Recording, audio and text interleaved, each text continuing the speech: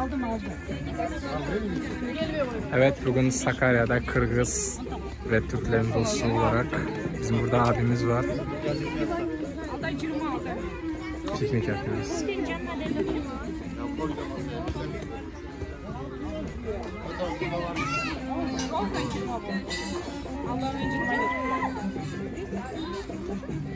Sakarya'da şu an Gölpark'tayız.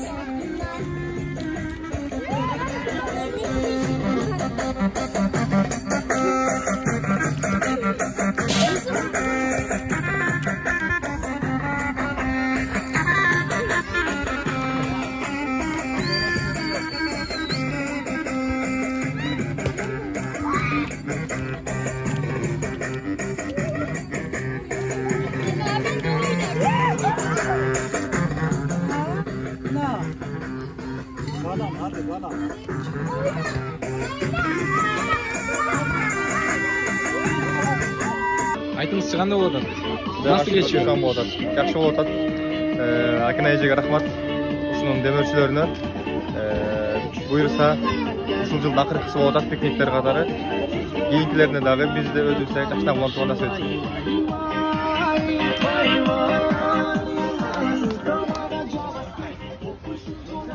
Asıl kızmazsa. Çok sıcak.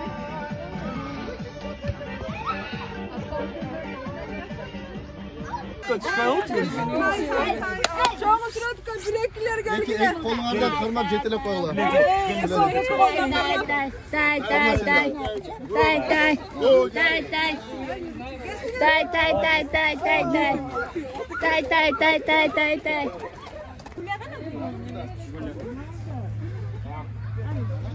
Evet, bu da Kırgız yemeğidir.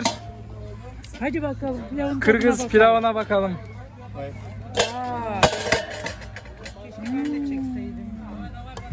Asuman tartam da atman balış. Telefonun nerede bilmiyorum. Tart adam. Pembe abla. Safet görsen yaş olmak. Kara koyarım. Ümit tanesi deli. Pay. Maşallah. Oho. Düşmesin. Девочки, разложите. Araştır çıkana. Kaçına baksam? Değil mi yemede? Oh. En başkası. Başkan niye koşmadı başkan? Oh. Ben kazanırdım yani. Şu an bir çocuklar kendisi. Ya pожалела. Yoksa at gibi koşarım ha. Yerinde koşarım diyorsun.